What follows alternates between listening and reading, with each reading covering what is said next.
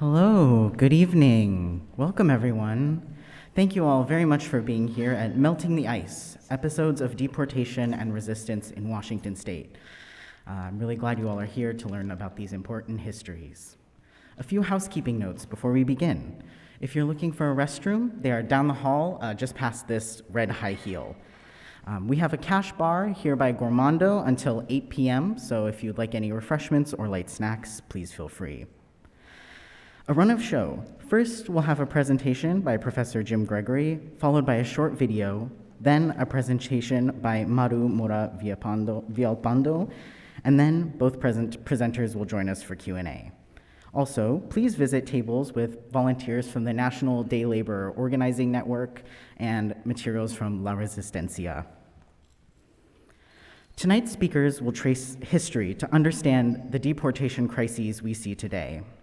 As part of that understanding, it's important to acknowledge that here at Mohi, we are on the historic and contemporary lands and waters of the Suquamish, Duwamish, Muckleshoot, and all Coast Salish people.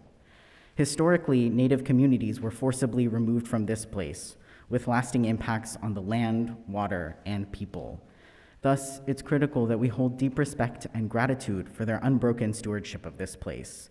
We encourage you to visit the websites and cultural institutions of local tribes to learn more about the people whose land you're on and how you can support their sovereignty. Our first speaker tonight is Professor Jim Gregory, a history professor at the University of Washington and former Harry Bridges Endowed Chair of Labor Studies. He is the author of numerous publications, including The Southern Diaspora: How the Great Migrations of Black and White Southerners Transformed America. He also directs the Seattle Civil Rights and Labor History Project and other public online history websites. Please give him a warm welcome.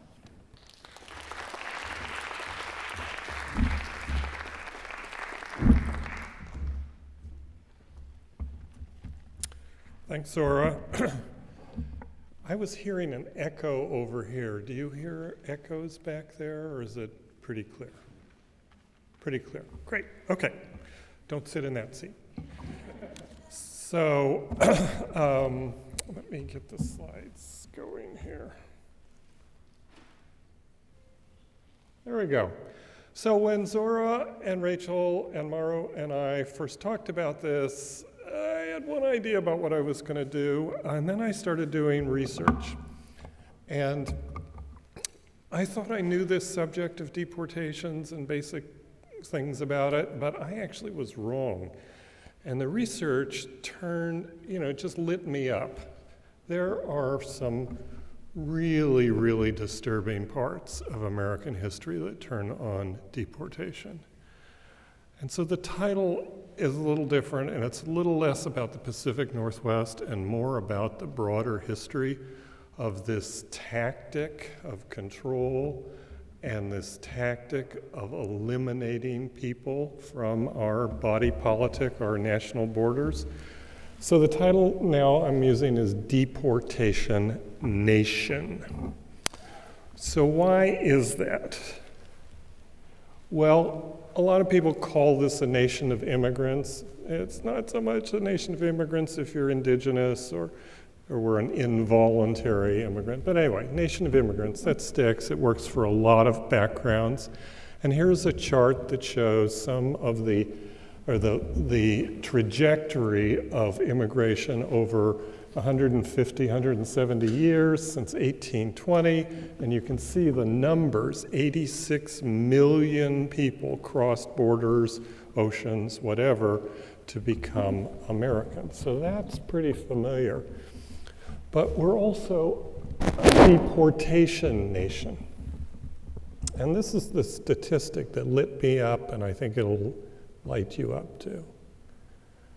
58 million people have been deported through the course of American history since 1895. This is based on government statistics and a project out of UCLA, which we'll talk about in a minute.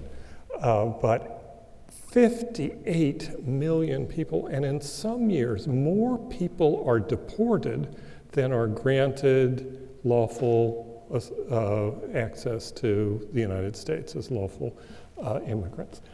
And here's the Anyway, I'm not going to point. But you can see the rhythms of deportation. And some of this is maybe not too surprising. We know there's been a ton of deportation in the last 30 years.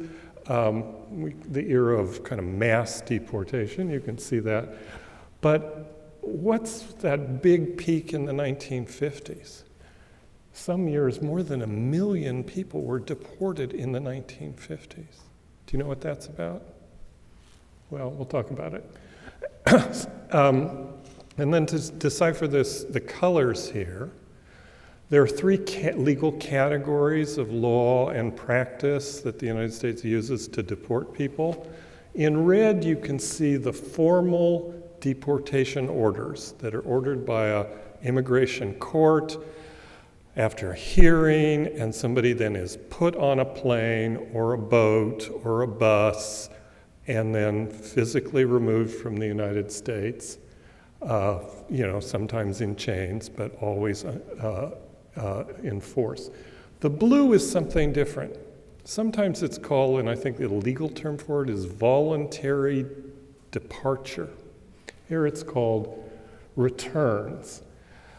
There's nothing voluntary about this. This represents what happens to somebody who's arrested and will now face deportation. And they're given a choice to either go through the full process of a hearing or to accept deportation and pay their own way.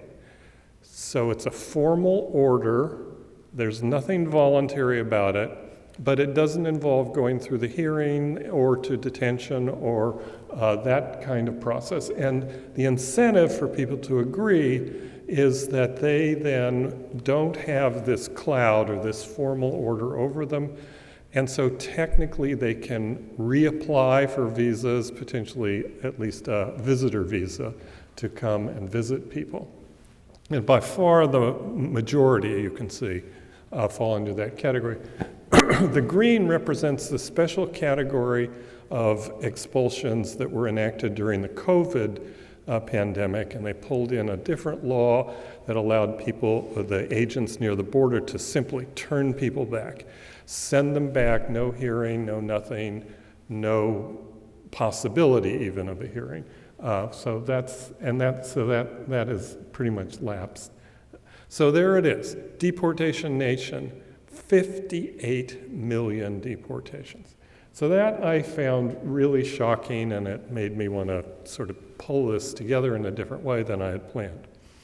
So let's start with a little history of deportation law and citizenship law. Deportation has a long history. The Romans used it to punish citizens. They'd expel them. And the Greeks, the city of Athens did the same thing, and other civilizations have done that. In the United States, citizens cannot be deported. That's been part of American law since the beginning. So it's not citizens who are eligible for this, with one exception. If you're a naturalized citizen, that can be stripped away under certain provisions, and then you can be deported. But for those of us born in the U.S. and getting citizenship in that way, deportation almost never has happened. Instead, we're talking about immigrants, millions and millions of immigrants who have, through various mechanisms, been sent away. And here are some of the kind of milestone laws that have affected all of this. Initially, in the Constitution and early laws, there's nothing about deportation. There was a law about who could become a citizen under what terms, and it was only open, naturalization was only open to white immigrants. But there's nothing about deportation until 1798, when the threat of a war with France causes Congress to pass the Alien and Sedition laws. It's a bunch of laws, most of which were later repealed or modified, but the one that still is with us is called the Alien Enemies Act, and that's been used during various wars to incarcerate and sometimes deport people. And the Trump administration is talking about using that again. The next thing that is really important happens in 1906 with the Naturalization Act of 1906, but it's really about denaturalization. At this point, Congress sets up a mechanism for stripping citizenship under certain conditions from people who've gained it through naturalization process. And about 22,000 people have been deported since 1906 under those provisions. It's used in very conditional ways. It's very unequal. It's often been used against radicals and other political enemies. But what's interesting is it can be employed simply on the basis of somebody having said something false in their citizenship application.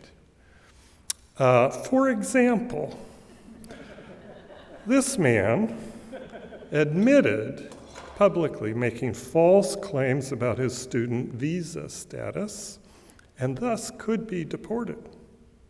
I think you recognize him, right? What's interesting, I found this. I was looking for Elon Musk 1990s, and here comes this. And I find this, and this picture appears a lot, in commercials for hair implants. Which he admitted lying about his citizenship papers. He also has been quite open about the hair implants. In any case, it's an example of the unfair ways that this has been used. And here, just to go back through this a little bit, is this chart we said. So the breakdown is 50 million people have been deported in this so-called voluntary departure way, and 8 million in the red. And you can see mostly that's pretty recent, or the big surge has been pretty recent, of this formal incarceration. This is what's going on in the detention centers and the like, people asking for hearings and being incarcerated for up to years in order to finally get in front of a judge, but if they are ordered out, then they fall in this red category. So who gets deported? Well, the first uses of this were against the first Americans. The deportation of people from their homelands began actually in the British colonial system. It was a policy that came to be known as Indian removal. This is a picture of the Trail of Tears. The Cherokee people were forcibly removed under military escort from their lands in Georgia to so-called Indian country outside of the normal United States, later Oklahoma, at a cost of 3, 4, 5, 6,000 lives. So this is the first kind of application of deportations. Since then, or in addition to indigenous Americans, governments have used deportation as a tool for expelling unwanted immigrants. Two categories of unwanted immigrants: political radicals and people who are unwanted on racial grounds. So let's take us through some episodes of this, starting with the two Red Scares. I think we're familiar with the term the Palmer Raids, and some people know something about the deportations that happened during the Red Scare of World War I and the Red Scare that followed, we think of as the McCarthy era. The first Red Scare started in 1917 during the First World War, when Congress passed a Sedition Act, and federal authorities began arresting socialists and IWW members accused of opposing the war effort. It was against the law to oppose the war effort. Deportations followed, as foreign-born radicals would be incarcerated and then deported. Mostly this was done in fairly small numbers in 1917 and 1918, in part because there's a war going on, but Canadians were being deported and some British people. But after the war, all of this escalates, the Red Scare escalates around what we think of as the Palmer Raid era. A. Mitchell Palmer was appointed U.S. Attorney General in February of 1919. The war had just ended 3 months earlier, and the general strike in Seattle was raging, capturing headlines everywhere, soon to be followed by one of the most massive strike waves in American history.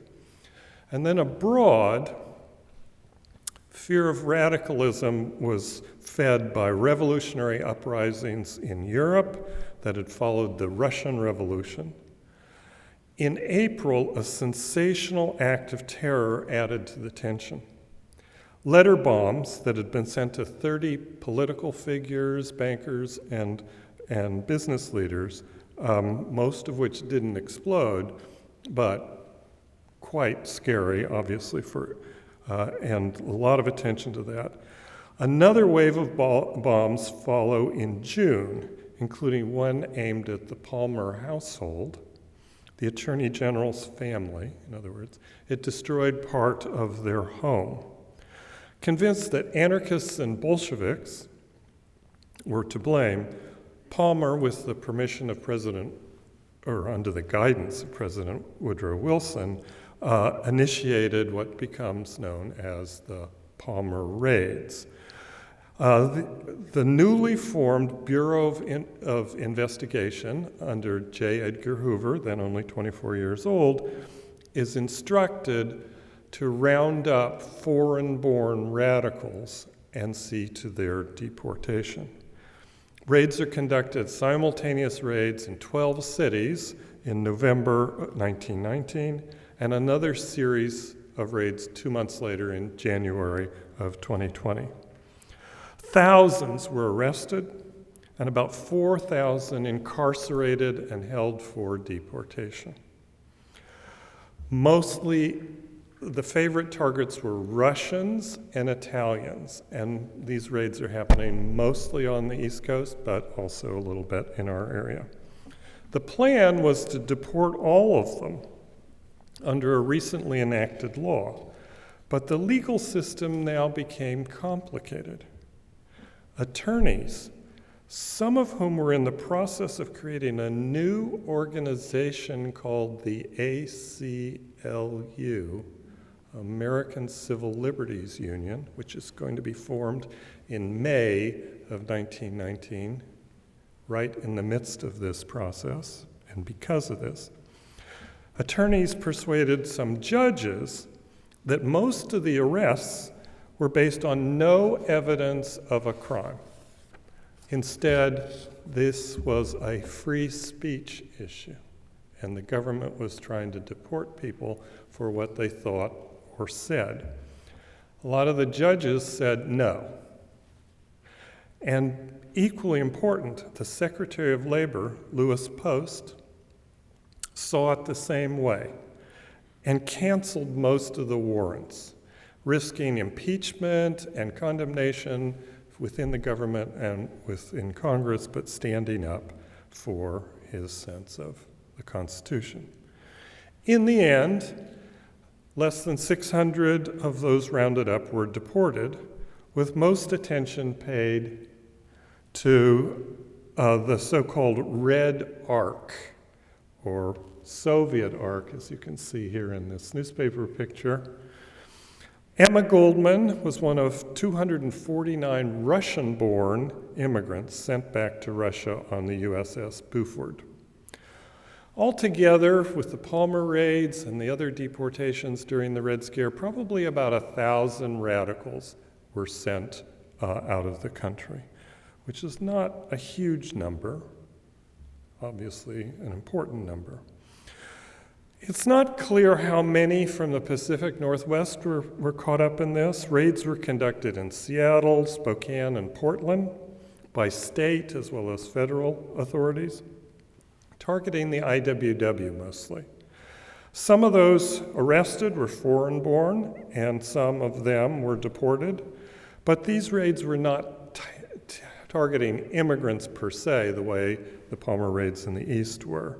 Instead, they're targeting the IWW. This is right after the Centralia confrontation between the IWW and the American Legion, and the IWW is in the midst of being suppressed.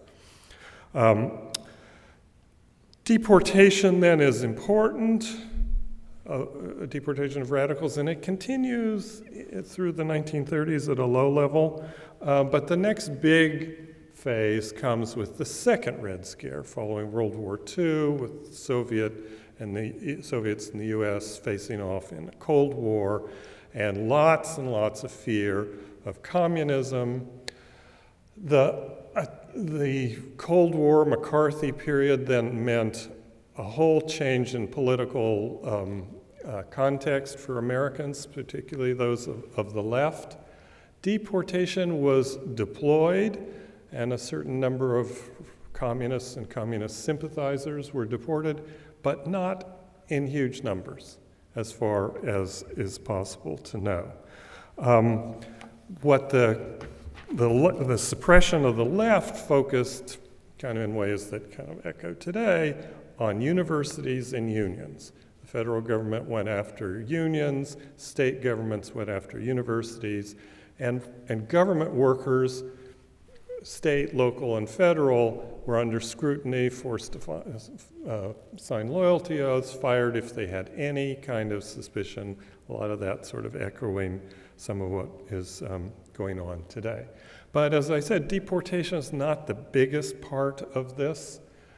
There are some examples of attempts to deport important people in our region, and here are two of them. Harry Bridges, I've just lost my page here, so let me grab it. Yeah, oh, wait. Yeah. Harry Bridges was the fiery leader of the ILWU, the Longshore Union on the West Coast, that had then and still has now a radical reputation, and is often seen, that union, as a thorn by people on the right. He was an Australian immigrant who had come to the US in 1922. He was also allegedly a member of the Communist Party, although he always denied it. 3 times the Justice Department attempted to deport him, including this case in 1950, when he was accused of perjury for allegedly lying on his citizenship application. He had become a naturalized citizen in 1945. In each of these trials, his attorneys prevailed, and the union stood strongly behind Harry Bridges. The other example is very local. The Cannery and Agricultural Workers Union had formed in Seattle in 1933, representing mostly Filipino workers. Most of its leaders were members of the Communist Party or had been. In 1949, the Justice Department moved to destroy the union by arresting its leaders and preparing to deport them on the basis of the same law that citizenship could be taken away, or those who were not citizens could be deported on the basis of their politics. The union here, again, mobilized support, and their attorney, John Coughlin, who was a local Seattle attorney who often defended the left, won a landmark victory by establishing that Filipinos who had come to the US were not immigrants. They had come as colonial subjects of the United States, and thus laws applying to immigrants did not apply to Filipinos. This not only saved these 5 men, this became the legal precedent that clarified the status of all Filipinos in the United States. 70,000 Filipinos now could not be deported as immigrants. These Red Scare deportation episodes are important on many levels, especially in showing that resistance could be effective. But they hide a basic truth about American deportation history. Does anybody know this song? Woody Guthrie, Deportee? Some of you do. Quite memorable song. So Woody Guthrie is a communist, and he's subject to the Red Scare. And in 1948, he writes a song. It's not about the deportation of communists. It's about the bigger issue, as he understands, the deportation of Mexicans. The song lyrics are all about the crash of a plane in California that is carrying 28 deportees. And this is the bigger picture. This, much more than what radicals endured, is the big story of American deportation. The Mapping Deportations project at UCLA has uncovered this, and I think Maru is going to talk more about this, and also we're going to see a little more about this wonderful project where they have gone through 130 years of government statistics and are answering the question, who gets deported? And here's their answer. Pulling together 130 years of statistics, this is who gets deported. It's very largely, it's almost entirely people of non-European backgrounds. 96% of deportees have come from Asia, Africa, Latin America, especially Mexico. Some 82% just from Mexico. 7.4 million, you can see Mexico and Central America, out of the 8.4 official deportees. This business of getting rid of unwanted racial and nationality groups, as well as political groups, but unwanted racial and nationality groups is the big story. And it starts in the 1880s. It starts with the driving out campaigns against Chinese immigrants in the 1880s.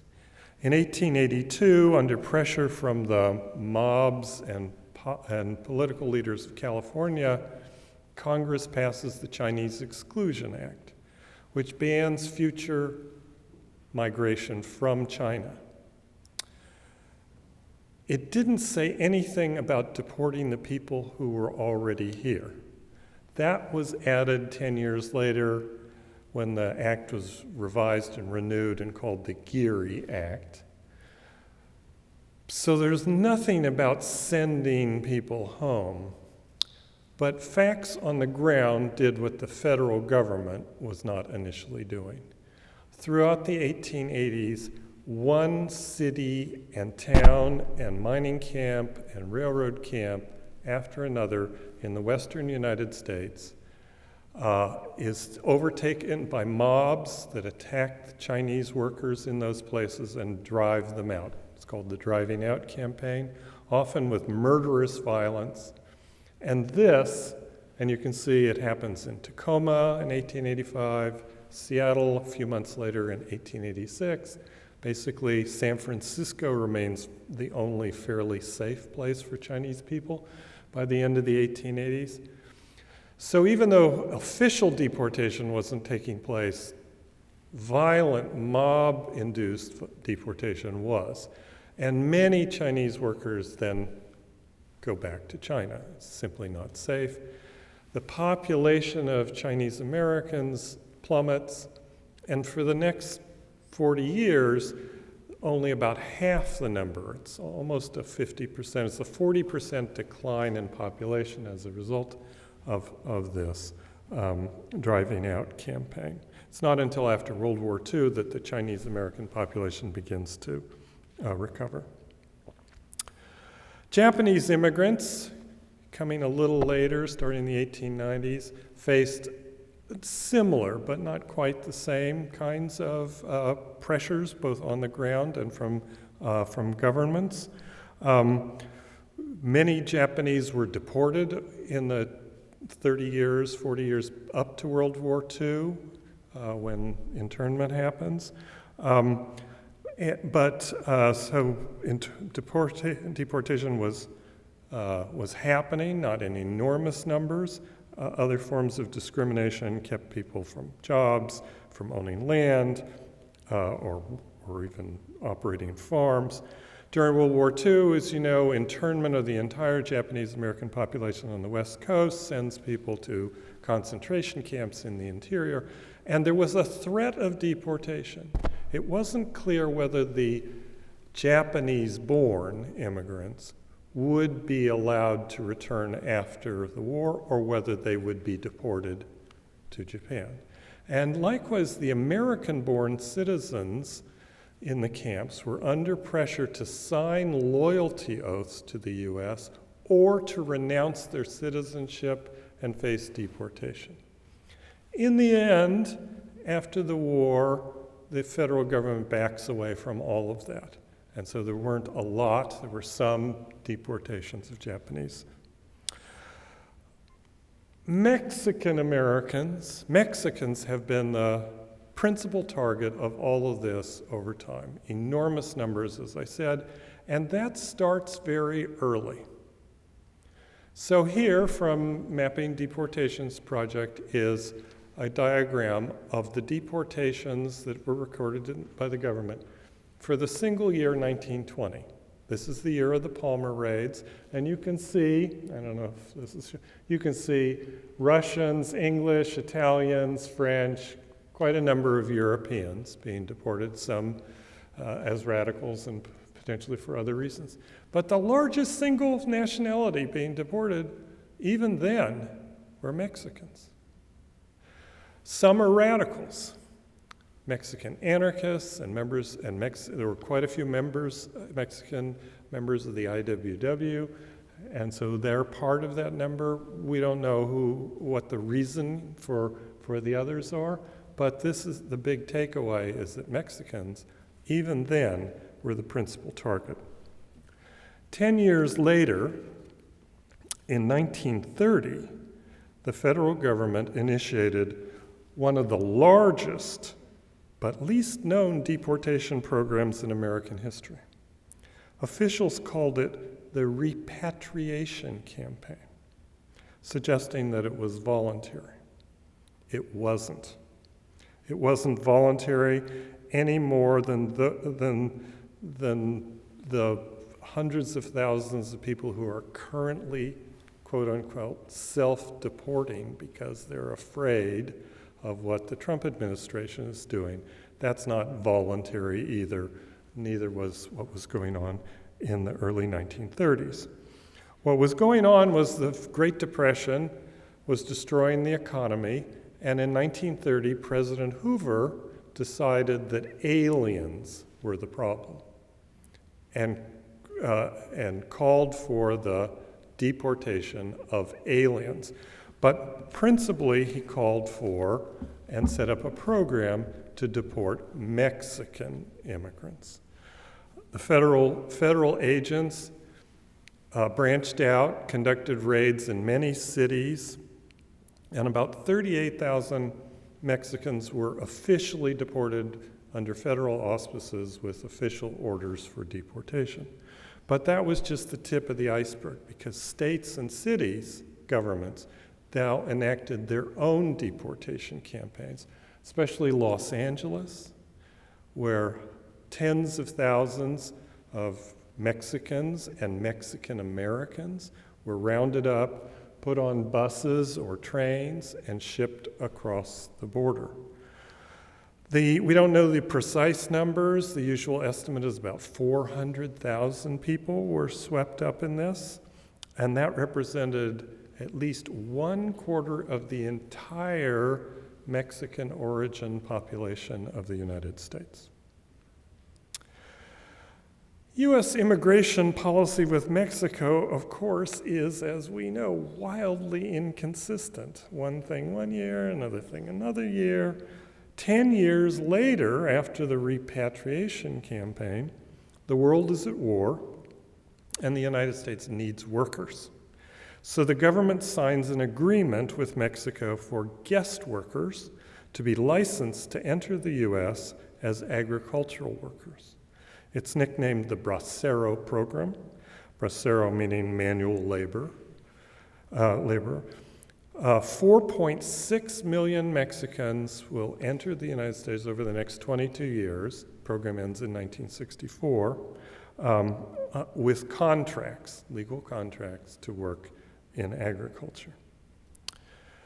The next immigration scare starts at the end of 1953, 1954, when the Eisenhower administration initiated what it called Operation Wetback, targeting Mexican immigrants who were in the U.S. without bracero contracts. Scary headlines, as you can see here,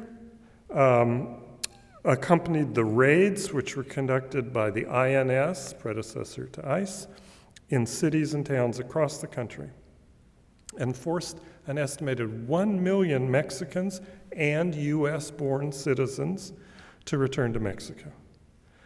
The dynamics of this deportation campaign seem much like what's happening today.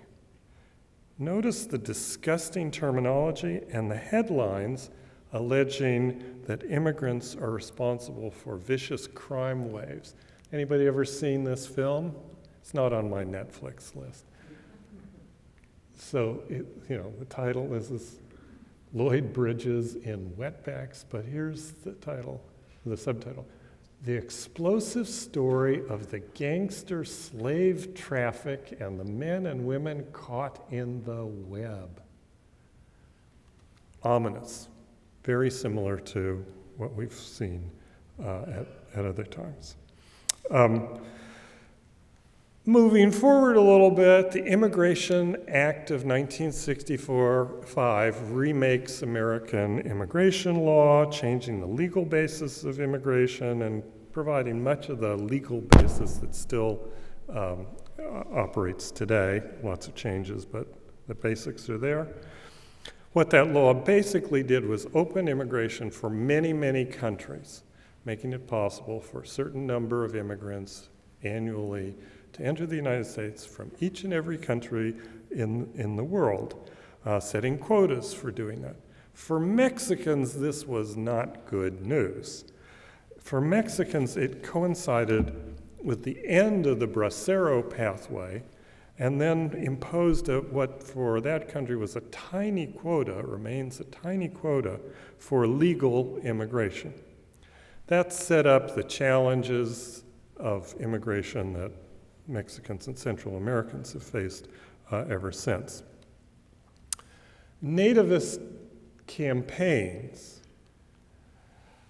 responding to the large increases in the volume of immigration from everywhere, but especially from Latin America and Asia, began to become important.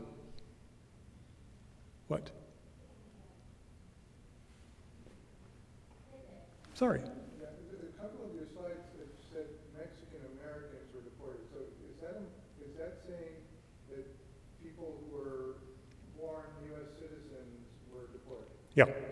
So that wasn't clear from your statement. Yeah, okay. Yeah, that's how I was using the term Mexican American. Yeah. U.S. citizens of Mexican descent. In both the 1930 and the 1950s sequence, authorities, whether they're federal, state, or the other, are making almost no distinction between those who were born in the U.S. And those who are not. And especially if they're children of somebody born out of the U.S. They're on the bus. They're going back. Thanks. So nativist campaigns really become politically effective. You know, nativist campaigns go on all the time, but the political effectiveness is what kind of matters. Starting in the 1990s and then escalating after the 9/11 attack. And the targets, as we know, are both Latin Americans and Middle Easterners, principally. This is where the Great Fear is produced, and you see these images that are saying that. Presidents of both parties respond and don't respond to this. So none of the Republican nor Democratic presidents have gone up to 2016, went along with the idea of changing immigration law and totally restricting immigration. On the other hand, they ramped up deportations to respond to what, this public fear that the Republican Party increasingly invests in after the 1990s.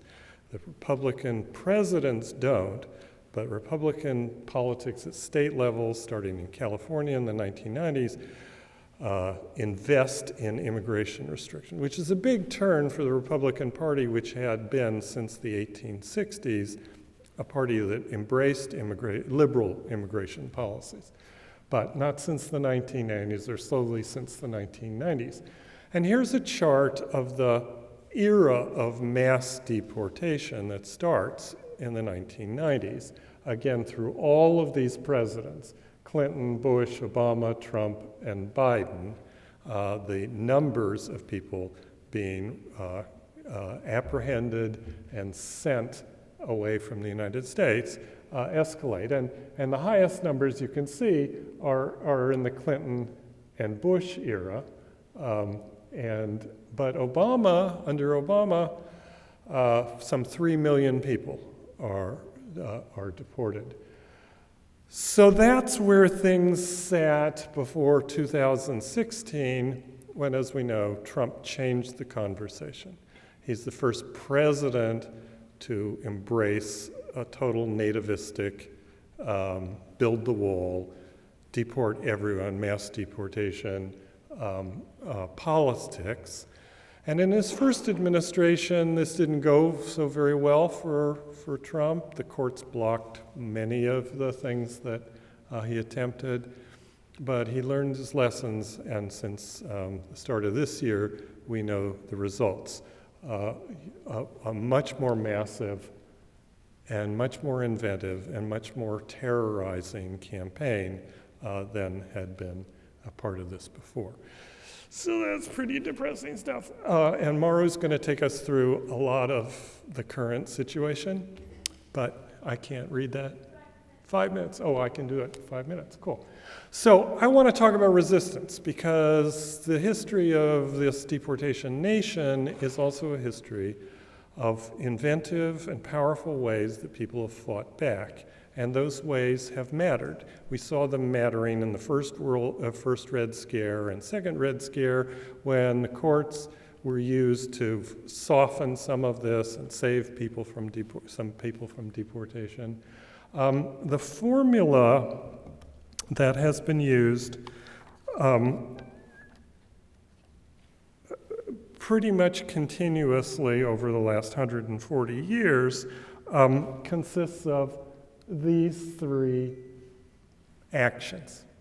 It's a kind of equation that communities have learned to use. It consists of avoidance,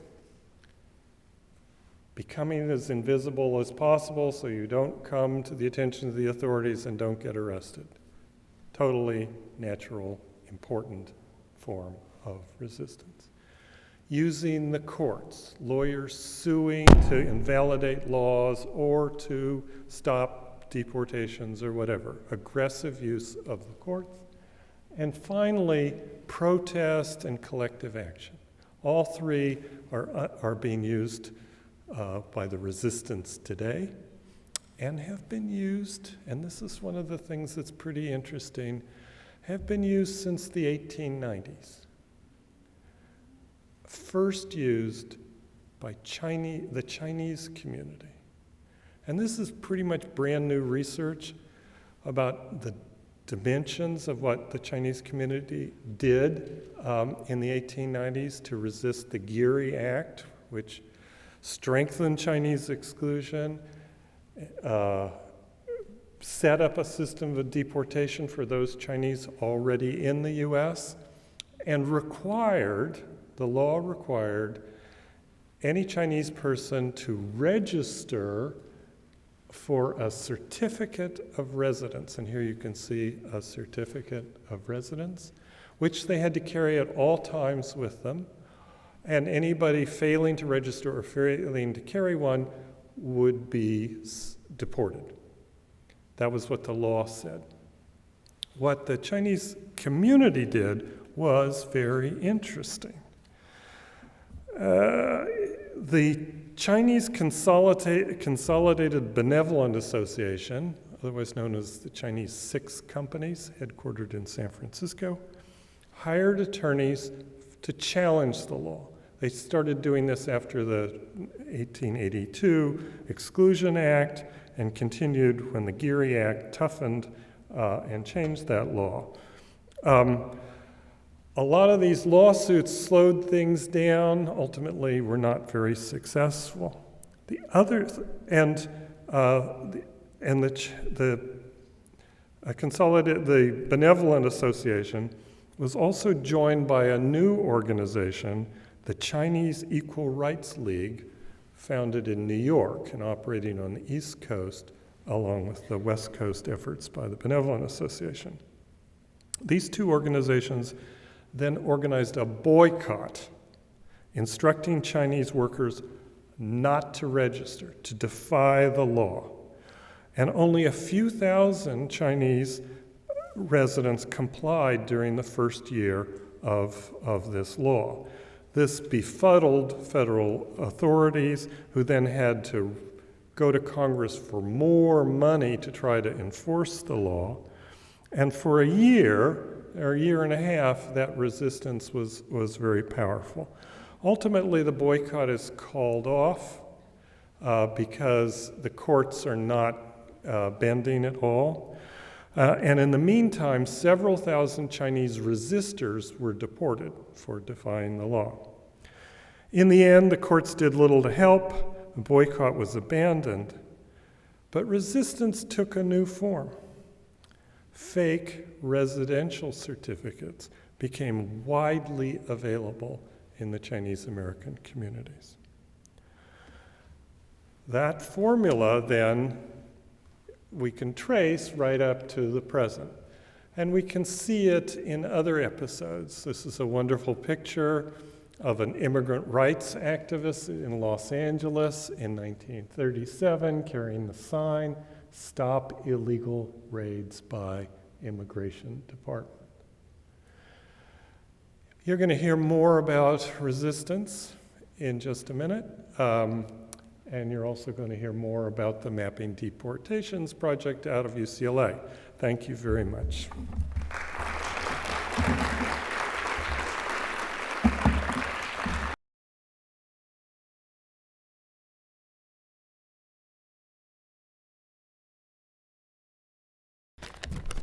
Thank you, Jim, and I hope that you all got something meaningful out of the video in the visualization. Our next speaker is Maru Mora Villalpando. She is a longtime community organizer. She is the founder of La Resistencia, an organization led by undocumented immigrants and people of color that have been oppressed by the immigration enforcement system. Maru has fought tirelessly for the shutdown of the Northwest Detention Center and to end all detentions and deportations in Washington state. Please give her a warm welcome.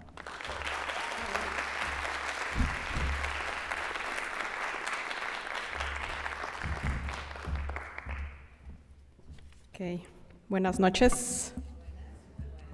Buenas.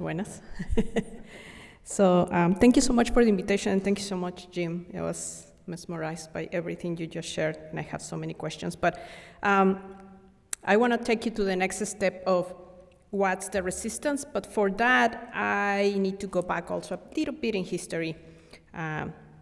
And just, I wanted to share that picture because that picture was taken right outside the detention center. And we had an artist coming and doing those posters, and we were fundraising. We are always for fundraising. So if you want some, let us know. So a lot of people think of immigration as private detention, like the Northwest Detention Center in Tacoma. Raise your hand if you're aware of the Northwest Detention Center in Tacoma. Okay? Raise your hand if you've ever been to the detention center. Okay. I wanted to start with this because to me it's very important when I talk about the detention center that you know the name is just a name to really hide what it does. It's nothing but a cage for humans. And as a cage for humans, we're talking about a cage for humans in the United States, the #1 country of caging human beings in the entire world. And this is not a coincidence if we look at this picture that is from 1977. And this is some of the story of how prisons in the US became privatized. But it's important to understand that the detention center, again, quote unquote, is the extension of prisons in the United States. I found this timeline online, and I'll be happy to share the link with you, that it talks about how from the 80s and on, private prisons became a thing. But actually, if you look way back in the 1840s, private prisons were already happening. Once after black people are recognized quite kind of human beings, and they're not supposed to be enslaved anymore as property, really how the United States, especially the South, decided to take back property through prison, right? So the origins of police come from there, the slave patrols. And the origins of prisons really became a thing because these white Southerners mainly decided not to let go of their property. And so by passing laws that will ensure that people end up in prisons, they still will become labor. But it really is in the 70s where this takes off. Private companies start growing, and there's a lot of different bills that are passed, right? So policy is set to precisely permit that prisons become private. And very important is that there's also resistance. This timeline doesn't show it, but there's an abolition movement against private prisons in the US.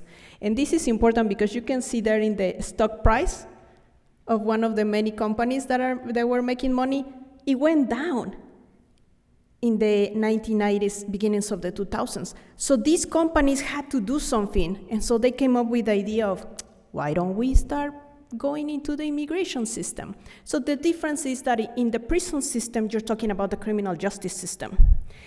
And supposedly in the criminal justice system, you have some rights, because supposedly you're innocent until proven guilty, right? Well, immigration is not under criminal law.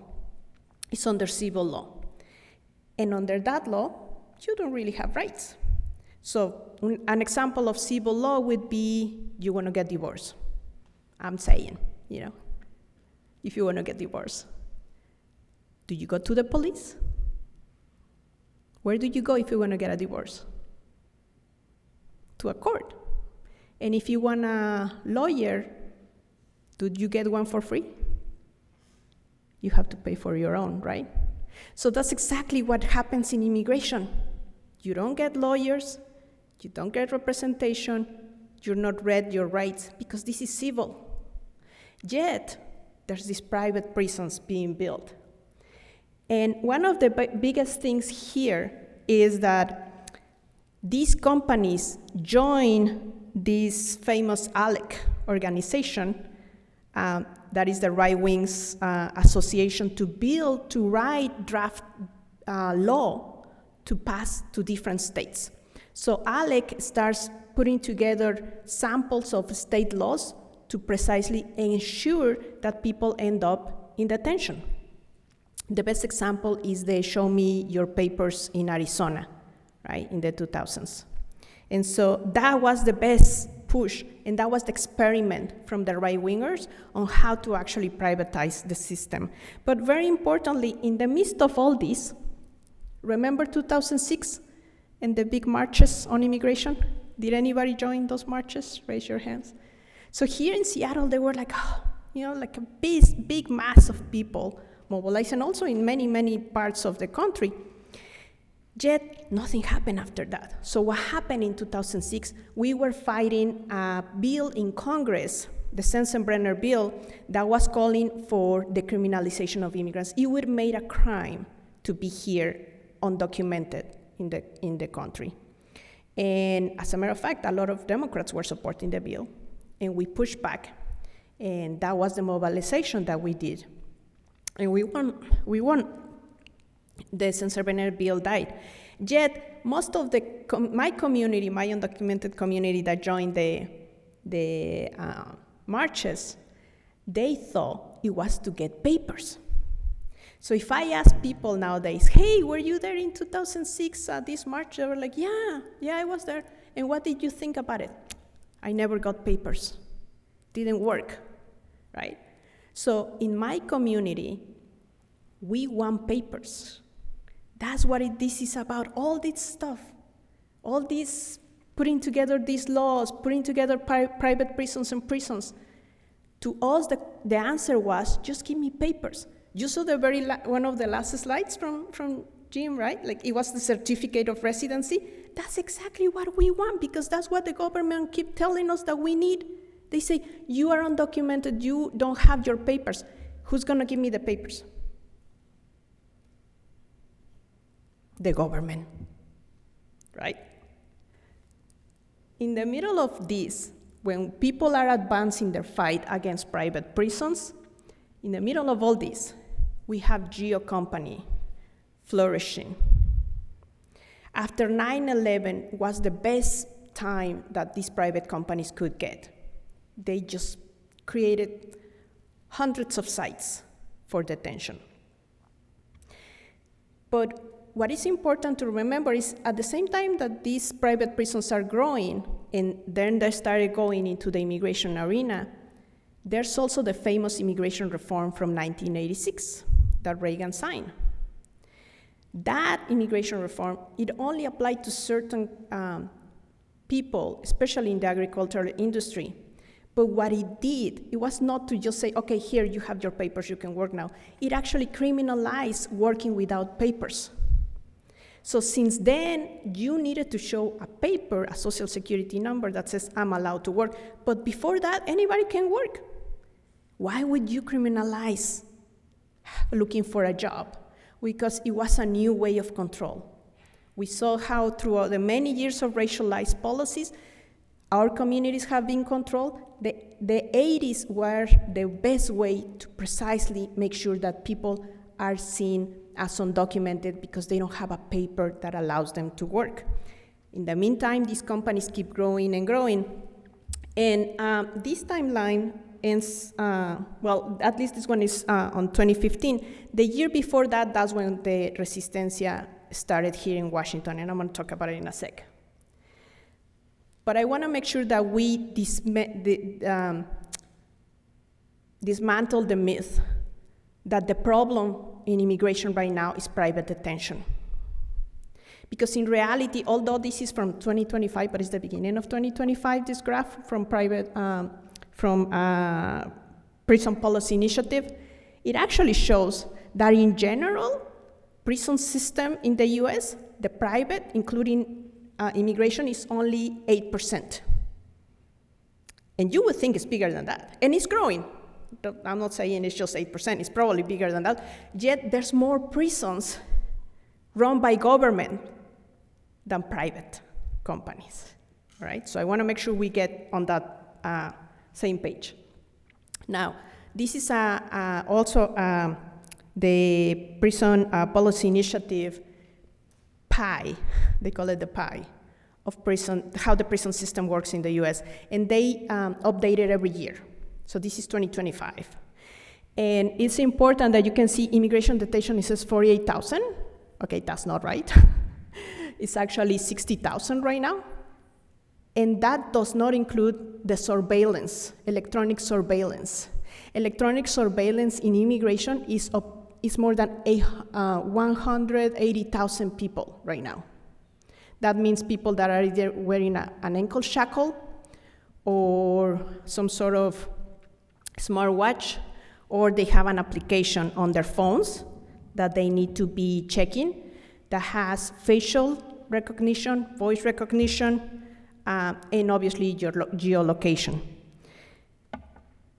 And it is big. The control of our population is huge. Although this is just focused on cages, but I wanted to make sure that I also talk about surveillance. Now, that electronic surveillance is also extension of the prison system. The ankle shackles didn't start with immigration, they started with people leaving the prison system, or supposedly leaving the prison system. So as you see, the number of people in private prisons is not as big as the entire prison population. But again, I'm not saying this is right. Right? I'm not saying, oh, good, there's not that many people in private prisons. But I want you to think that once we finish private detention, because we will, we still have all these other prisons to fight. Okay, now let's talk about NWDC. The Northwest Detention Center, that's how it was called when it opened back in 2004, started with 500 beds. They call it beds, they don't call it human beings. And had expansion 3 times to the official number of 1,575, when in reality the number is almost 2,000 people that they can fit in this detention center. The reason why it hasn't expanded since last time was because we fought back against the city of Tacoma. And the city of Tacoma had to pass a zoning regulation to stop the expansion, because this place is in a Superfund site. Has anybody, raise your hand if you heard that term before, Superfund site? Okay, most people. So it's polluted. It's so polluted that nobody should be living there, or nothing should be built. Yet, in 2000, the city of Tacoma, the entire council were like, hey, come and build your detention center here. They were fighting City of Tacoma Council versus Auburn City City Council. They were fighting because they wanted the detention center, and Tacoma won. They all were so happy when this place opened up. And it opened up in a Superfund area. This comes from The Margin. It's a magazine that did an amazing, amazing article, 2 articles already about the Northwest Detention Center. And they have all these animations, all these videos. They're really, really cool. You can see online. And it shows everything around there. You can see it's industrial. It's the Tacoma port, right? And all of it, people are not supposed to be living there. Yet you have thousands of people every day living there since 2004. And exposed to all of those pollutants around.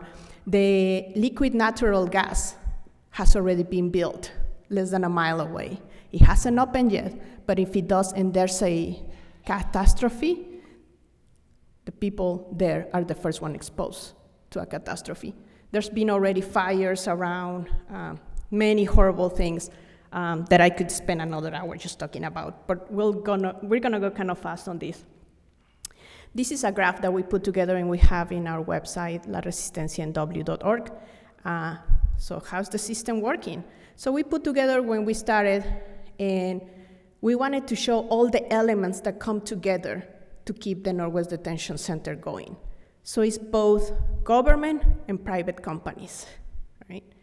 They have to go hand in hand in order to work what we see here. The only change that we have done, which is a big deal, is that we were able to push the Attorney General back in 2017 to file a lawsuit against the detention center because GEO was putting people to work for $1 a day. So the government goes, They say, you have no right to be here because you don't have a paper and you're working without papers. They send us to these cages, and then they put us to work without papers still. But they were good with that, right? And so we say, hey, Washington State, we have a law that says that even if you don't have papers, you have to get paid. You work, you get paid, and you get paid the minimum wage. And so we won. We got that going in 2021. But GEO spent all their money that get from all of us in their lawyers, and it went to appeal 2017. Today is 2025. Just this year in the Ninth Circuit, we won. But they might want to go to the Supreme Court. We'll see. But this is important because you can see here the loved ones and how loved ones are really devoting time and effort to get their relatives out, right, from the detention center. But they have to spend money. They have to constantly spend money. And I'm not talking about the lawyers that are really expensive. I'm talking about all those companies just to talk to your loved one. You have to spend a lot of money to talk to them, for food, because, again, conditions that I'm going to talk about in a second are horrible. And we want to make it very clear, so what are those companies that are making money? And those companies is not only GEO, that is the owner of the detention center, and many, many, many detention centers, not only here, actually, across the world. They have detention centers in other countries. But we have a lot of companies now making money out of the deportation flights, which I'm going to touch in a sec. But also the communications companies, Amazon Web Services. Amazon is the one that provides the cloud to the Department of Homeland Security. You probably heard all of these companies like Palantir and Dell, and all these tech companies are making a killing out of detention of people across the country. So how's the resistance? This, the picture above is actually a picture of a paper that we were given in 2014 for the first hunger strike that we were called to support. And when I was called to support that hunger strike by loved ones of those detained, the first thing I asked was, okay, there's a hunger strike, they have these demands, right? Food, we just wanna eat food. We don't wanna eat the horrible things that they're giving us. Better treatment, we're treated like animals. We want medical care. They wanted to get paid at that time because they were paying only $1 a day and sometimes not even getting the dollar. And so there were those basic things that you would imagine that people would have in the United States, right? But they didn't, and still they don't. And the first thing we asked them was, how many days are you planning to do this? And they say 5 days.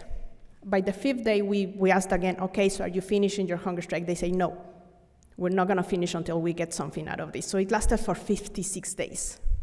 So imagine, not only they were not eating for 56 days, a lot of the people and some people took turns because there was retaliation, immediate retaliation. People were transferred to other detention centers, people were sent to solitary confinement. Yes, there's solitary confinement in every single detention center. So this is supposed to be civil. People are treated as if they were serving a sentence. They're uniformed, they're shackled all the time. They don't have contact visits. In prisons, they actually have contact visits, not in the detention center. People that we know that come from prison that finish their sentences, right? You're supposed to not have double jeopardy in the United States, but not for immigrants. If you're a not U.S. citizen and you finish your sentence in a prison, you're transferred here, and then you're put in another prison, which is private for immigrants.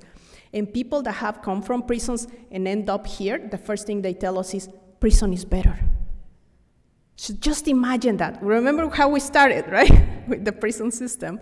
Now it turns out every time people arrive to a immigrant detention center from prisons, they always say the same thing: prison is better.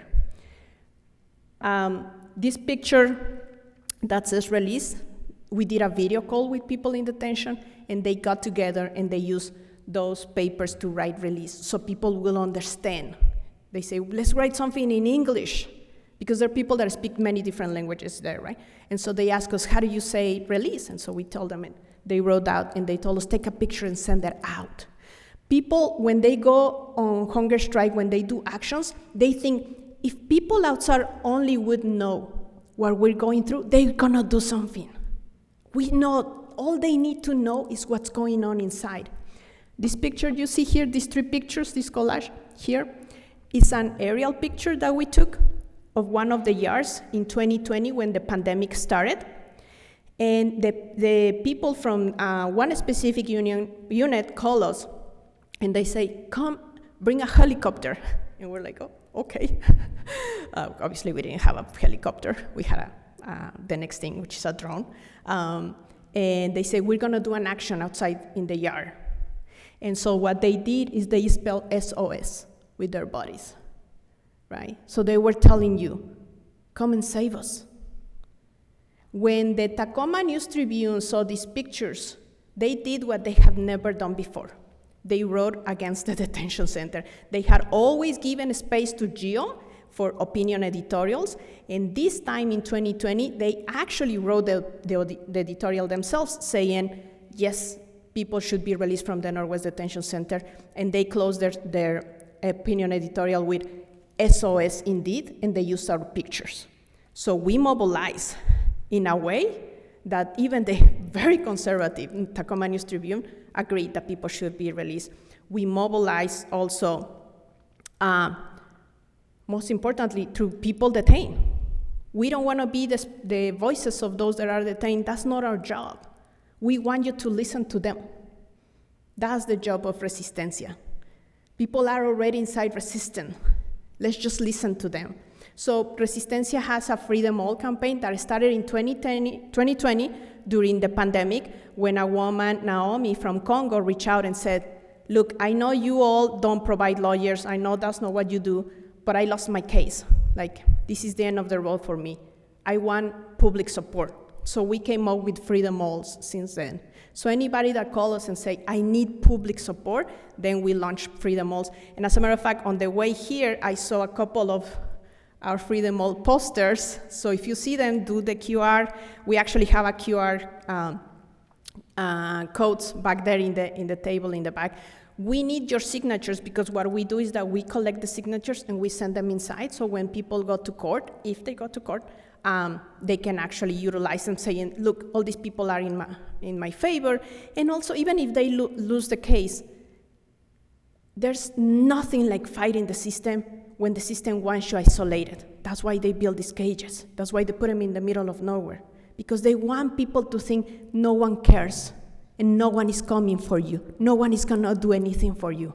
And when we show up every time and when we send those signatures, they realize these people don't know me, yet they are with me. That changes completely not only how people feel, but that changes completely what the system wants to do with us and to us. People have died in detention. Just in this year, I lost track. In November 1st, we did a Dia de los Muertos, a celebration that we do every year outside the detention center. We counted 22 names just for the fiscal year of October to October, from October last year to this year. And after that, at least 2 more people have died. In the detention center in Tacoma, 4 people have died, 1 in 2006, 1 in 2018, and 2 more in 2024. And Resistencia put an altar for them right outside the detention center. What we do is that we bring people to the detention center. That's what we need. We need bodies out there. Because when we can, we do video calls with people in detention, and we show them in the laptop. We say, look all the people that are here. And you should see people saying, thank you for being there. Because the last thing they want is for us to know what they're doing and actually be there and be witnessing and fighting back against what they're doing. And when you go there and you're with us, you'll see how the workers react against us. And we don't engage with them because we say we're here against the system, not against the individuals. We judge the system, not individuals. But imagine if they react to us this way outside, where we can see. Imagine what they do to people inside where no one sees anything. right? And so for us, the most important thing is to be present there. There's going to be actually another we call it Solidarity Days. There's going to be one this Saturday, 1 to 3, so come over if you can. And we have them almost every week. So basically what we do at Resistencia, we have people answering the 3 different phone numbers all day, every day. And wherever people tell us is going on, we make it public. Everything. Recently, we had 2 people on hunger strike. We made it public. We do vigils, so we are outside the detention center every day as long as people are on hunger strike. But we utilize social media the most so people know what's going on. People tell us about the conditions. There was tuberculosis. There's pregnant women right now. Pregnant women that already got deported. A lot of the people deported, they're told, just sign your voluntary departure while in detention. And people don't know really what they're signing. Many times they have no idea because everything is in English. You don't get any translations. You don't get any interpreters. You don't get medical care. The 2 people that died last year, one of them did not receive medical care. He was detained. He was put in medical isolation for 5 days. He was having a withdrawal of fentanyl. And then when they were to check on him, he was dead. And this was totally against their own policies. So that's why it's so important for us to get their voices out so, again, you know exactly what they're telling us. We don't question what they tell us. We believe people in detention. Or we always question what ICE and GO are telling us. And there's a lot of 911 calls happening. We're always constantly checking. And when we do that, when we're checking both with what people in detention tell us and we're checking also the 911 scanner, we call media. So we want media to take on this. So La Resistencia has become the source, really. When you see news on local or national media, it's really La Resistencia that is saying, hey, look at this. And they go in and they grab it and they run with it. And we also make sure that all levels of government are accountable, from the city of Tacoma all the way to the feds. Everybody has a hand on this. When we started back in 2014, the city of Tacoma would say, oh, well, that's a federal issue. The state would say, oh, well, that's a federal issue. No, it's not. It's here. It's in our state. It's in our neighborhood. We are responsible for it. And everyone has to do something. And we mobilize. We have been able to move the city of Tacoma. They were rejecting NWDC for some time. Now they're trying to we don't want to even touch it anymore. But at a state level, we have been able to move a lot. Again, what we do is checking constantly on the emergencies. When we were camping last year in 2024 outside the detention center, we all got traumatized for so many ambulances showing up to the detention center. So we were the ones announcing every time there was a fire inside the detention center that we witnessed. We were the ones calling 911. So that's the importance of being out there and witnessing and making sure that everybody knows this is an emergency. This place should have shut down years ago, and we are responsible if it hasn't. And so we also have moved the state legislature. We moved the city of Tacoma, we moved the state legislature, and we have passed law after law after law, attempting to do something against the detention center, attempting to shut it down. The most recent one is about inspections, and you probably heard a lot about it in the news. We had to pass one law and then another one, and we're in the middle of a bunch of lawsuits with GEO. But it's not, believe me, the law is not gonna save us. I think that was clear, right? The law is against us. The law is used against us. But we use the pieces that we can. That's what organizing is about.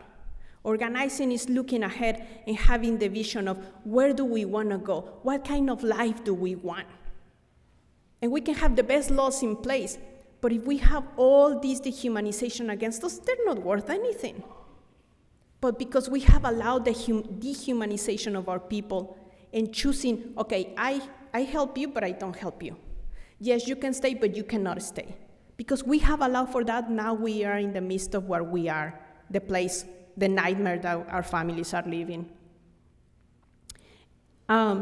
Very important. We are doing a lot of observations at the King County Airport. Has anybody been to the King County Airport, the Boeing field? If you want, we can help you with that. We go there, we observe the flights. There's so many deportation flights. Today there was one. About 60 plus people arrived to the detention center. This is what ICE does, and they have always done. They just transfer people around. They move them throughout the country. So they grab people, they detain you in California, they can send you here. We got a lot of people from Texas, from Louisiana. You're in Tacoma, you could be sent to Louisiana, you could be sent to Alabama. So this is a game they play precisely to keep all these detention centers full as much as they can. And these companies end up making a lot of money. Now, Signature is the company that services the flights. And they chose since May 2023 to service deportation flights. We had been able to stop them here in Seattle from May 2019 to May 2023. It was a huge victory for us. ICE had to go around and shop literally where to send the flights. And the only place they found was Yakima, which was difficult for them. Finally, they had to come back here because of legal issues.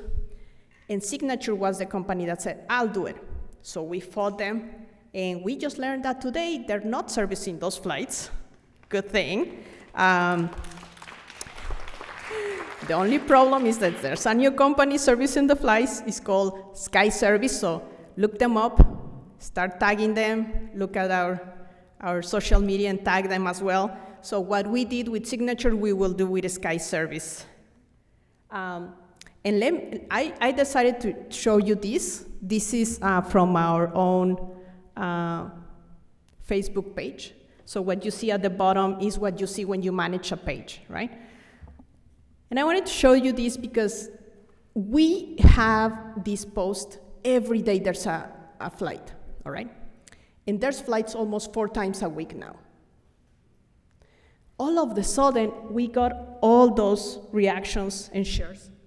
Facebook is really bad for us because we don't pay. So we hardly had any action there. Mostly it's Instagram where we get more traffic. So when we got this, we were like, what's going on? Why we got so much traffic? We hit a nerve. There were hundreds of bots commenting on our post because we show images of a person using crutches to go up the ladder. We hit a nerve. They were saying, that's fake, that's not true, well, maybe he deserved it. You know, it was horrible, the level of hate. But we hit a nerve. You show the truth, and that's what you get. Then we showed the day of the storm that was raining really hard and this wind, how people were wet and shackled going up the stair to go into the plane. They were like, well, they should have brought their own jackets. Well, it's the Northwest, what did they expect? We hit a nerve. And that's why it's so important to show everyone this is what's going on. You don't want to believe it? You don't want to believe it? That's the truth. That's what we're facing. And that's the importance of Resistencia's work. Always answering the phone, always checking flights, always outside the detention center. What other organization you know that does that? And we need support. We've always said it. There's no way we can do it by ourselves. So we're always calling organizations and others that want to support, big and small, it doesn't matter what size. Come and do your own Solidarity Day, we'll show you how. Come and do a vigil, it's very simple. And when you come, you bring your people, you teach them, this is what's going on, and this is what resistance looks like. And then people in detention know you're out there. The most important thing for us is, when people call us, we don't know their names, we never met them, we don't know who they are. All we care is that this is a human being and should be free. That's all we care about. And that's the basics of this, humanity, because we're reclaiming what this system is taking away from us, our humanity. So our Day of the Dead, the 11th one was recently done. We just finished it. There was the day of the storm. We were like, oh, maybe people are not going to show up. There's going to be these huge winds and rain. People show up. Over 100 people show up.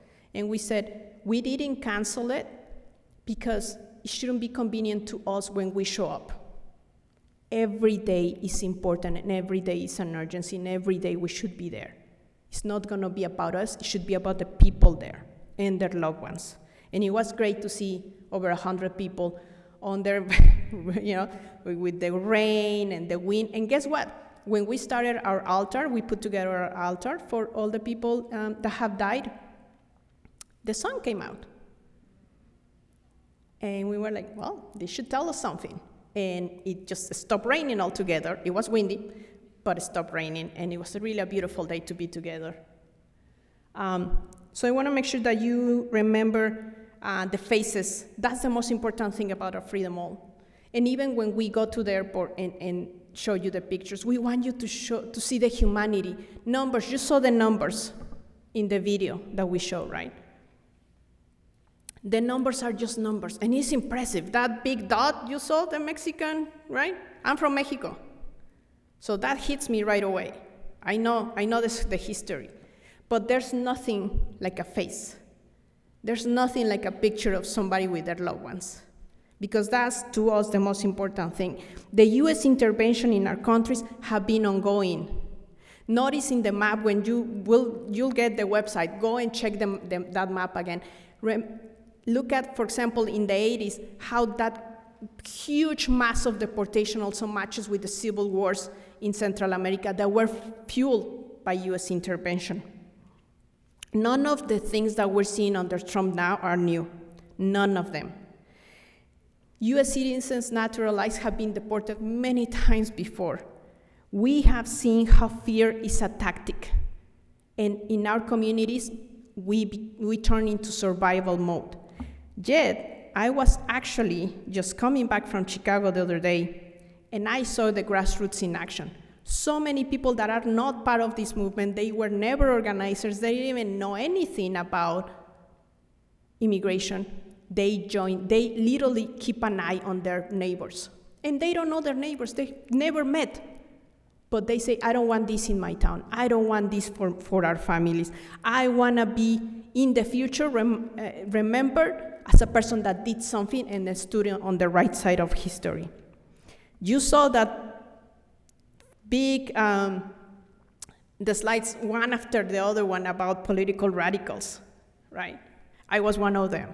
I was put in deportation proceedings because I do this work. And yet we fought back. Instead of saying, hey, ICE, could you please let me stay? We fought back and we say, no, we're coming after you, ICE. And we won. We could still be deported, I'm not saying I'm all clear, but we have to turn it around. We don't have to apologize for anything. We were pushed to migrate. We were pushed to take the jobs that nobody else would take. We were pushed under these policies to feel like we're not complete, that there's something wrong with us. And that's what colonialism has done to our countries. They made us believe that being brown, that not speaking English, not being skinny, not being tall, not being European is wrong.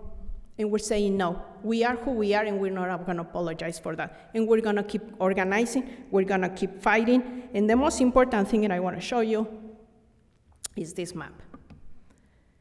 This map explains the detention expansion in the US this year. And that's a lot of dots, right? You see it? It's impressive, isn't it? I lost track of how many sites they're planning on expanding detention. But look at the Northwest. How many dots you see in the Northwest? 0. Why do you think that is? Resistance. We work our asses so much for so many years to be able to stop ICE. And this is an example. This is the fruits of our work. If you don't see those dots yet, it's because we have really, and when I say we, it's us, the community, pushing politicians. When politicians pass laws, it's not because they were like, oh yeah, poor people, let's give, no, that's not how it works. It comes from us, right? We have to keep them accountable. And that's what we do. We remind them of their work, their job. We shouldn't even thank them for what they do. That's why they chose their job. They should be doing their job. They should be protecting our people. They should be servicing our people. And that's why this is empty. And I hope that with that, we'll give you a lot of hope and a lot of anger and rage to work alongside us. Thank you.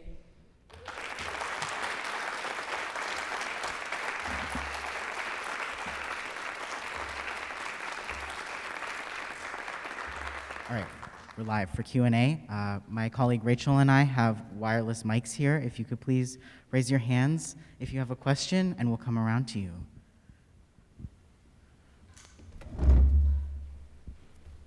Hi, I think I heard that Signature is not servicing flights anymore. At least here in the Seattle airport, King County Airport, yes, they starting today. They have not serviced the flights. And so who should we be targeting now? Sky Service. Sky Services. Yes. If you see the Resistencia posts, you'll see they already tag them. Make sure to go as soon as you can before they block us, because that's what Signature did before. They blocked our social media, so we couldn't tag them.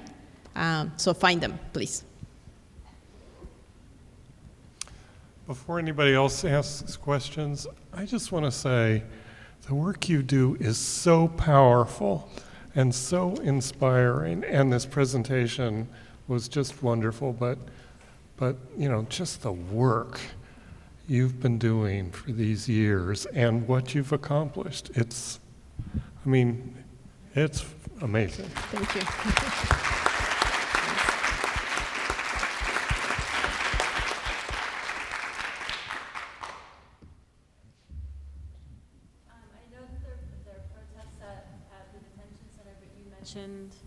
You mentioned the possibility of being able to protest at King County Airport, and if so, how and who do we contact? Or Yeah, contact La Resistencia, resistencianw.org, or again, we have our QR codes back there, and you can send us an email or you can message us in social media, and when we go, we observe flights, but we're asking people to show up to protest.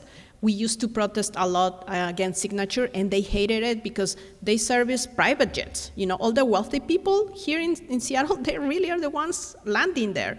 So they hated seeing us coming with our banners, and we had young people coming up with really clever chants, and you would see these wealthy people landing in their private jets and then going through their gates of Signature and like literally going like this. Yeah, and we wouldn't take video of them because we didn't care, you know, like we just want them to know, you know, that Signature is part of this. Like, does Signature actually need this money? No, they don't. And I think it worked. We worked really hard to put Signature out there. And so we want to do the same with Sky Service. So if you're willing to come, we're actually working with a group right now to see if we can have banners out there on the avenue on Airport Way. So yeah, just contact us. And also, Josefina and Miwa from Resistencia are here with us, so raise your hands. This is a big team, okay? It's not me. I would be dead by now if it was just me. But it's a big team. We have a lot of people. All of us are immigrants ourselves. And our leadership nowadays are women whose families were there. And they took on the leadership now. And I'm just a volunteer. I'm the founder, but now I'm just a volunteer. But yeah, just come with us and join us, and we'll be happy to work together.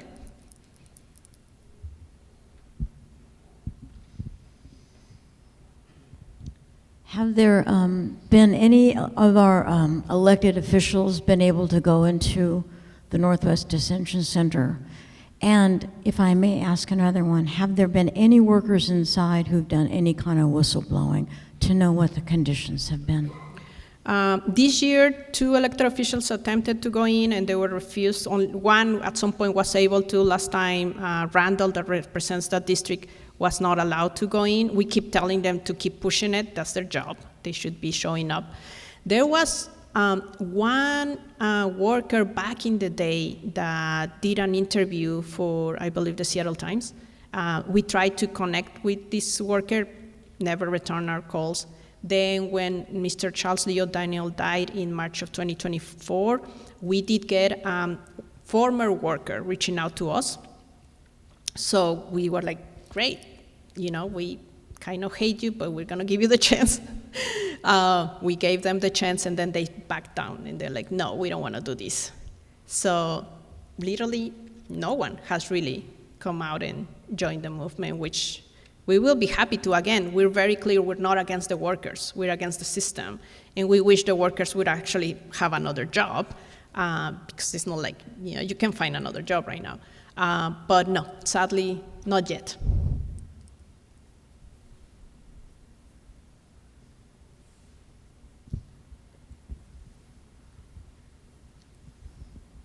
Hi, thank you. I had a question for Jim about the Centralia confrontation that you mentioned. That's history that I never learned about. So you talked about confrontation between the IWW and military forces? I wasn't sure.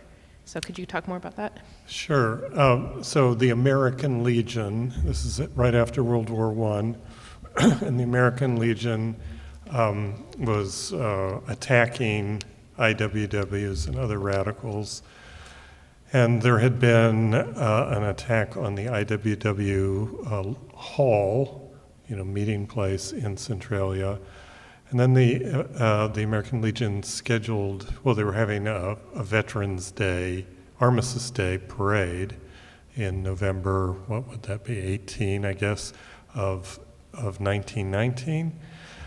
And as they approached the hall, the Wobblies thought that they were going to attack the hall, and maybe they probably were, but gunfire broke out, probably initiated by the IWW. Several legionnaires were killed, and then the remaining legionnaires broke through the hall, chased down, beat, and lynched one of the IWW members there.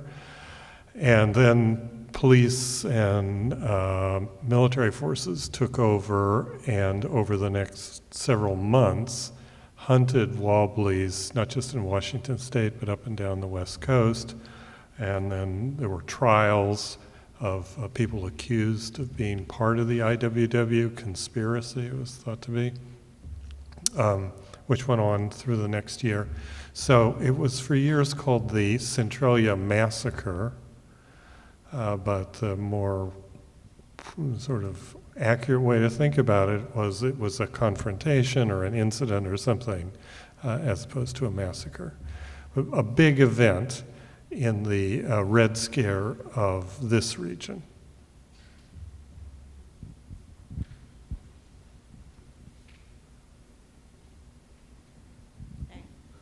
Thank you. My understanding is that there have been women that have gotten UTIs because of the horrible laundry practices in Northwest Detention Center. And supposedly the Department of Health is supposed to get in there, and they're finalizing their rules or something. Is there any kind of update, and how can we pressure them? Yeah, yes, sadly, there's so many horror stories that we hear about people, medical condition in the detention center. Let me tell you, when I started the fight directly, because I've started this fight way before it opened, but once it opened, I was there to support, and I was undocumented, so I was kind of careful on what I did. In 2014, I came out publicly as undocumented, and I end up, I responded to the hunger strike that I mentioned in the beginning, and we end up really showing up in a meeting with ICE. They did not expect us, but we crashed it. And they told us, the first thing they told us about NWDC is, this is a great place for people to receive medical care. We even have a dental chair. They always said that about NWDC. Anyway, the stories of medical neglect continue. People, again, have died because of it. What we did is, because first we passed HB 1090 in 2021 to prohibit private detentions in our state. We got struck down because of another law in California, AB 32, that said the same thing, and they lost in the Ninth Circuit. They decided not to go for it because the Supreme Court, you know what kind of Supreme Court we have, so they're like, we don't want to set precedent, we're not gonna go there.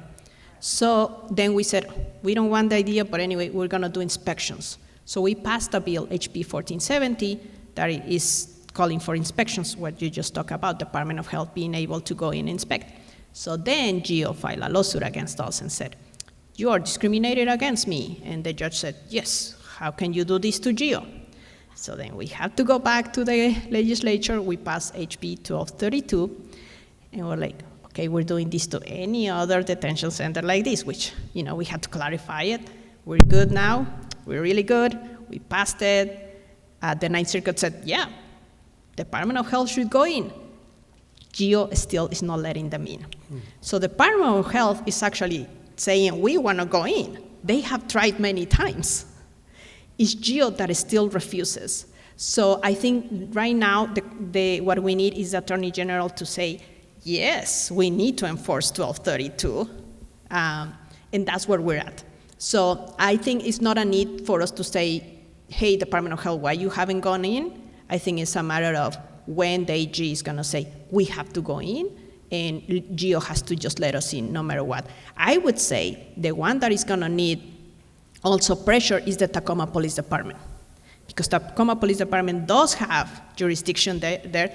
For years they told us they didn't, until we were like, no, you do, and they're like, oh, sure, yeah, and when people actually want to file police reports of abuse by guards, the Tacoma Police Department won't talk to them. They talk to the GEO guards. They don't talk to victims. So that tells us that once this law should be enforced, even Tacoma Police Department should be part of that enforcement, right? Because it's local at the end of the day. We need to pressure Tacoma Police Department, therefore the city of Tacoma. So if you're gonna start talking to elected officials, talk to city of Tacoma as well. Sure.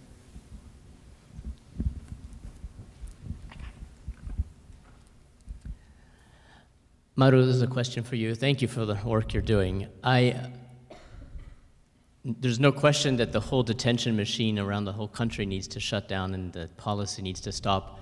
I heard a question recently that stuck with me, and I wanted to ask your thoughts on it, which is would it be better to focus locally on improving the conditions, which is certainly one step I know that La Resistencia is working on, improving the inhumane conditions in the detention center, but it would be preferable to focus on that instead of focusing on shutting it down as long as detentions continue, because of the hardship and suffering that's created for local families if there was no local detention center, and so now all their detained loved ones are in another part of the machine far away. It's just kind of a puzzling thing, and of course it seems horrible to think, well, there's a sort of a good, not good, but a pragmatic for the families' helpfulness of having a local center if conditions could be improved. But what do you think of that? Yes, and by the way, there's a hand here and over there too. There was just to let you know. We actually, when we started Resistencia, in our webpage, we decided to add a frequently asked questions section. And the most common one we got was, but they're gonna send our loved ones too far away. Now, let me tell you, that's really a myth that, that people say, but my loved ones are far away. No matter where they are, people just don't want their people detained, period. Visiting doesn't make anything better. As a matter of fact, people get really depressed. And that's why when we're out there, we want to talk to families, because people come out so destroyed of going in and seeing their loved ones through a glass. The other reality is that, like I mentioned, ICE moves people around all the time. They have always done it. So the biggest population here is not from Washington. The vast majority of people detained in the detention center come from other states. So that is already a fact. People are moved around. So when we see hunger strikers here, usually what will happen is they would be moved to another detention center in retaliation. Our aim is not to improve conditions. We have the bill on inspections just to make GEO's life miserable. We want them gone. We want them to say, we're sick and tired of these people, we're just gonna go up and shop in another place. Because they're doing it anyway, right? But if you build it, they come. If we close it, they're not gonna come. That's what we're looking at. And once we close it, we are sending a message. We here in Washington, we don't want this, and we're fighting, and we're winning. And that's why GEO keeps fighting so hard. So everything that we saw, that James told us, you see this fight, when we start moving really, really strong, how the system comes and put us down, that's where we're at right now. And that's why I wanted to show you that map. There's a reason why they're not coming here to expand, because they know it's not gonna be easy, because we fought really hard precisely to shut it down instead of making it better.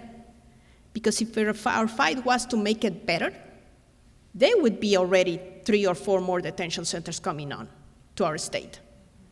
But there's a reason why the entire Northwest is empty. Oregon has the best laws in protections for immigration, better than ours, the best ones in the country.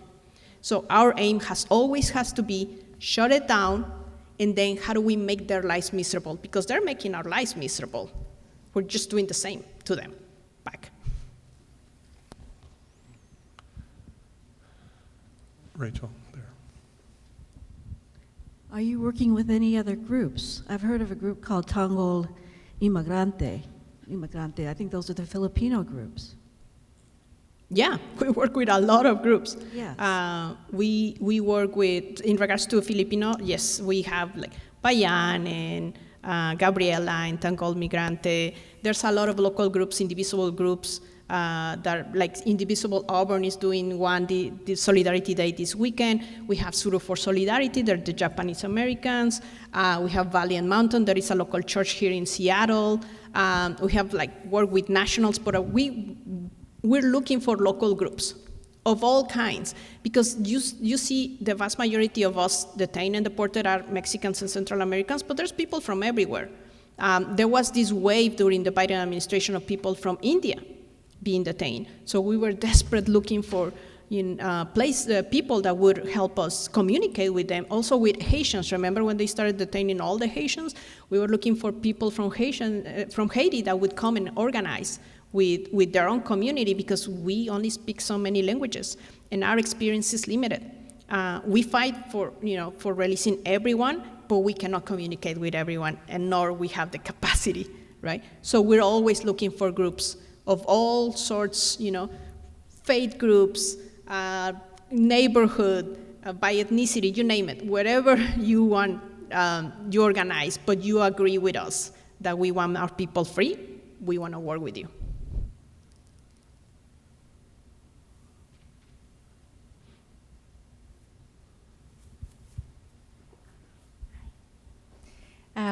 Thank you both very well.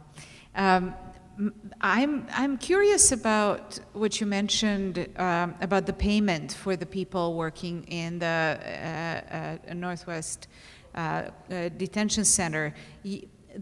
I think the slide said they work for $1 an hour, but then you said it was minimum wage. Is it close to Seattle's minimum wage? I mean, what kind of minimum wage? No, so they used to work for $1 a day. And that's actually in all private detention centers, GEO or owned by any other company across the country. That's the standard. They literally have people running the show. They're the backbone to these cages for $1 a day. But the state of Washington has a minimum wage set as a state level. Right now it's like 17 an hour, 17 something, I can't remember if anybody knows. So when we filed in 2017, when we had these lawsuits going on, it was like $12 an hour or something. So when we won the at federal court, the jury decided that people should be paid. So we started our work in 2014, so they lumped everybody that started working in the detention center from 2014 to 2021. And so they calculated, based on the standard at that moment, at that year, according to the state level of the minimum wage, how much people would have been paid, right? And so we know who was working every time they were detained, because there are logs and everything. Plus, we also keep in touch with people that were deported or released, and we know that they worked. And so what we done is provide all that information to the AG, so they would take it to the courts, and the courts decided that for all those people that work all those years, GEO owns $17 million, plus fees to the state.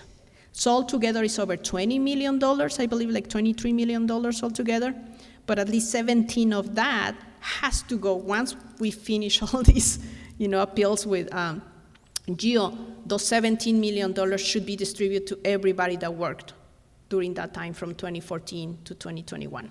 So when do they get that money? Once we finish, GEO lost the appeal in the Ninth Circuit. They still have a chance to go for another appeal. They could even go to the Supreme Court, but it's very unlikely that the Supreme Court will take this case because we had such a great response from Washington State Supreme Court, from the Ninth Circuit. So very unlikely they would go that route. And even if they do, again, it's unlikely the Supreme Court would take it. So well, still some years to get in there, but we feel very certain, not so, I mean, it's important, the money, because people work and it's their labor, but if we're able to get that, we can even file for U visas. That means victims of crime, because a crime was committed, the fact that they stole their wages and they didn't want to pay them. So that's the next step. Once we get that money back, our aim is find people that we might be able to get them back. Our work is to shut down the detention center, but really our dream is to bring people back and that they can be here again with us in our communities. And can you explain how that filing for wage theft changes the immigration status? Yeah, so when you are, in this case, the U visas, when you are a victim of a crime in the US, and if you prove that you cooperated with authorities, then automatically a process begins for you to actually have a chance to stay in the country through this kind of visa. So it's called the U visa. And so our aim is to do that, to open up this possibility through the U visa for people coming back. A U visa doesn't stop a deportation proceeding, but in this case, if people have been already deported and we prove that they were these victims and we get this approved, then we can have them come back with a visa. That means with papers. That's awesome. That's the idea. And so that has cleared all of the courts probably, and it's just a matter of getting the company to finally do it. Yeah, getting the Supreme Court to say, no, we're not gonna take this case, and then they start paying. And once we start getting those payments, then we start filing U visas for everyone. So we're gonna need a lot of lawyers to do that because we're not lawyers. That's so impressive. I mean, the multiple ways that your group works is, it's like an army. I mean, you're fighting on a lot of different fronts. You work the politics to get new laws. You work the courts to get those laws through and enforced. You work the companies trying to, embarrass them. And you work with the people in the detention centers and their families. It is super clever. No wonder they're afraid of you. They should be afraid of us. I think the most important thing for us is we always follow the leadership of people detained. We listen to them. Again, we're not their voice. We're not planning on representing them. We're not like elected officials, like, we speak in behalf of the people detained. No.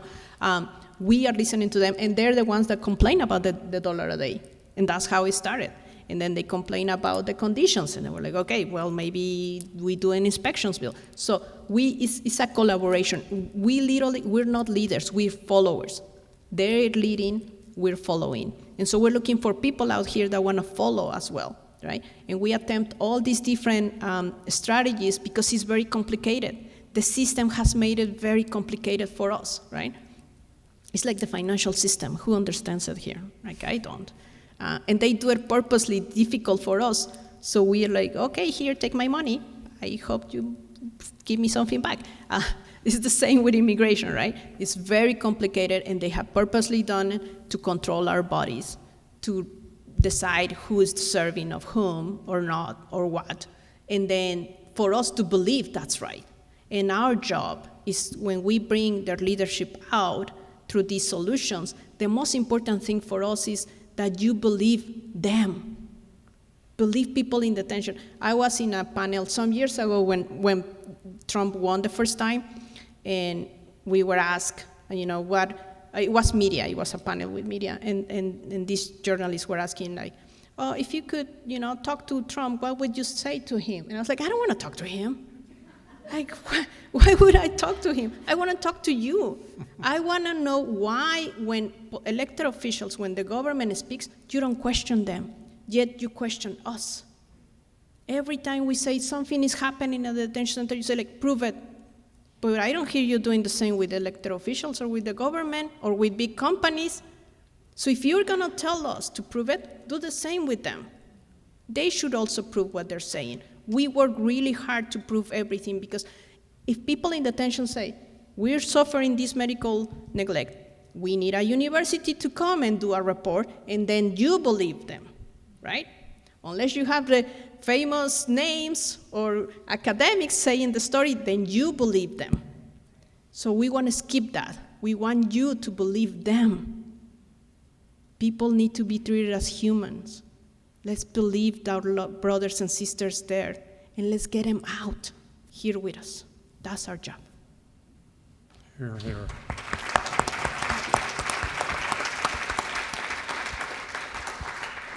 Thank you so much, Maru, Jim. This was a really incredible conversation, and I hope that you all feel inspired and enraged to put your thoughts to action.